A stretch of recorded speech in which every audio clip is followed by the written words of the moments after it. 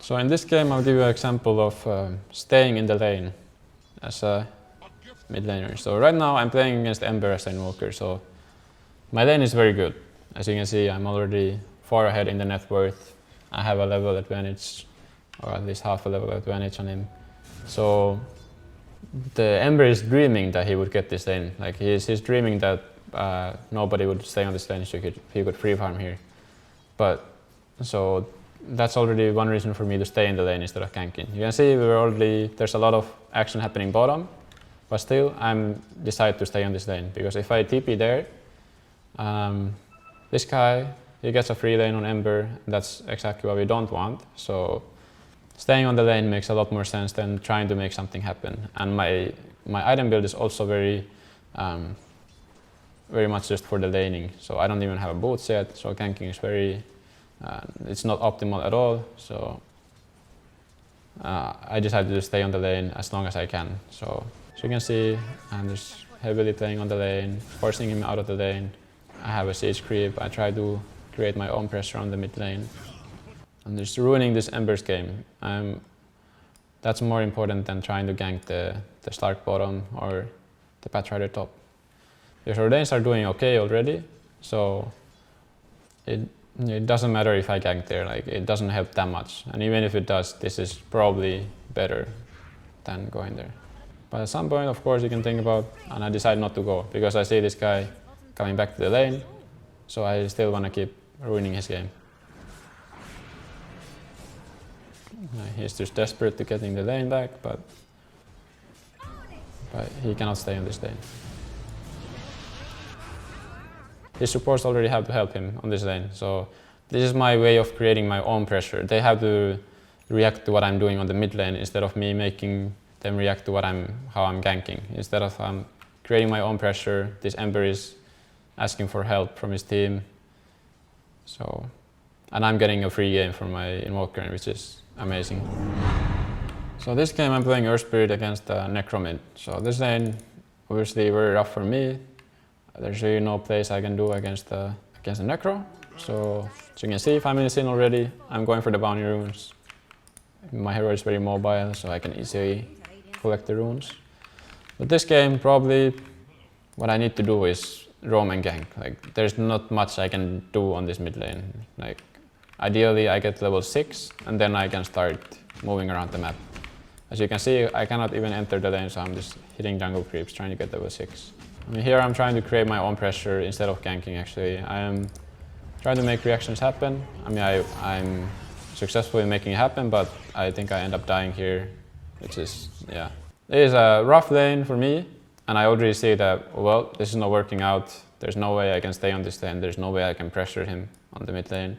So you can see here I'm dead, and instead of TPing mid lane, I straight up TP bottom. I see that this bottom lane needs help, and I can see that if I come bottom, there's gonna be easy kills here. So I TP bottom, I get kills straight away. This guy's gonna have free farm now on the PL, and I put this board for the safe lane so he can have easy and free farm.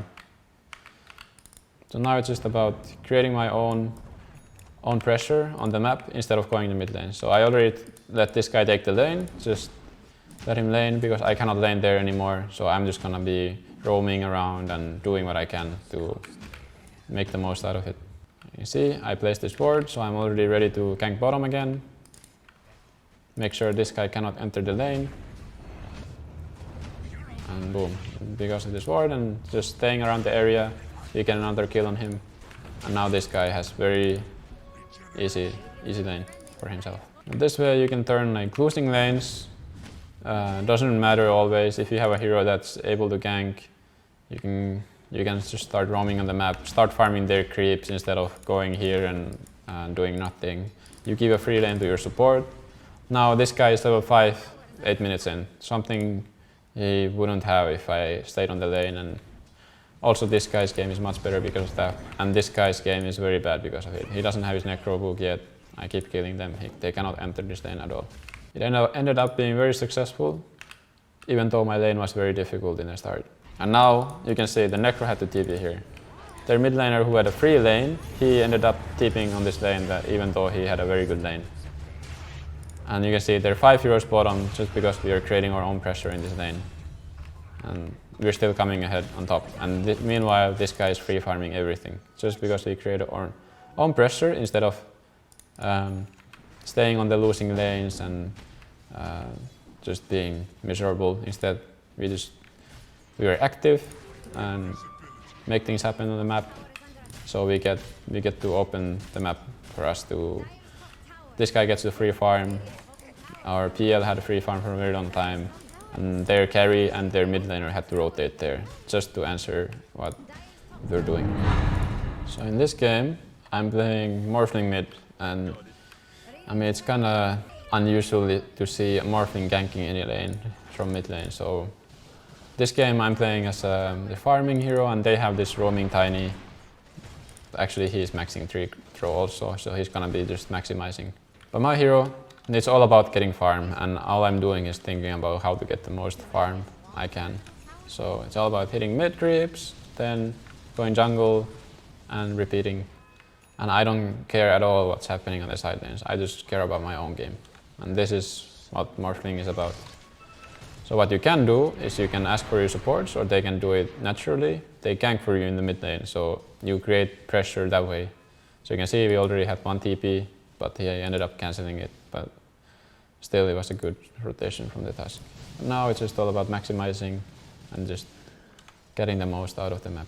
Well, to make the decision if you want to farm or roam around and get kills, usually it's very hero dependent. Sometimes it's more about, okay, I mean, even as a Morphling, sometimes you might feel pressure to gank because your other lanes are losing and you have a bad matchup against say you're playing against a PL carry that eventually is gonna beat you, even if you have a perfect game. So in those cases, you still feel like you might have to gank. But most times, say you're playing any farming kind of hero from the mid lane, the ideal scenario is that you don't have to gank, that you create your own pressure on the mid lane. So basically what you want to do, you push this wave in all the time, they have the TP in, then you farm their side of the jungle. This is the best way you can create pressure as a farming hero. And then you make them react to you farming.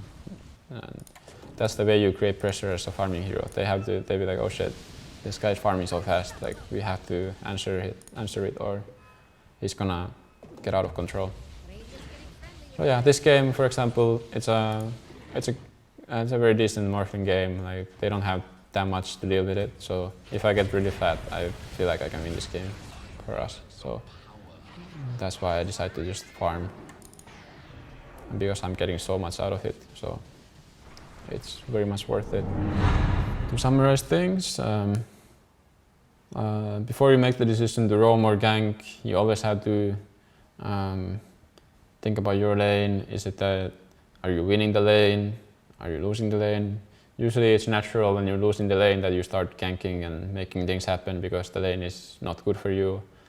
Then you have to start thinking about, like, lineup wise, what is it that needs help this game? Like, is it that my safe lane needs faster game, or is it that I need to slow down their carry's game? Like, things like this you have to think about before you make the decision to gank or roam. And yeah, it's also about, if you're playing a farming hero, then it's more about, is it gonna ruin my game if I gank and it's not successful?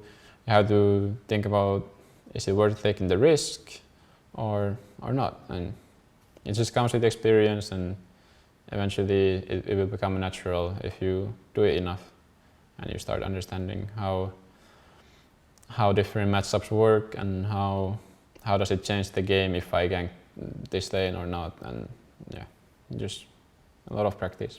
Probably one of the most common mistakes is that they make it too obvious. First of all, they maybe don't push the mid wave in before they gank, so it's obvious that he's missing from the mid lane.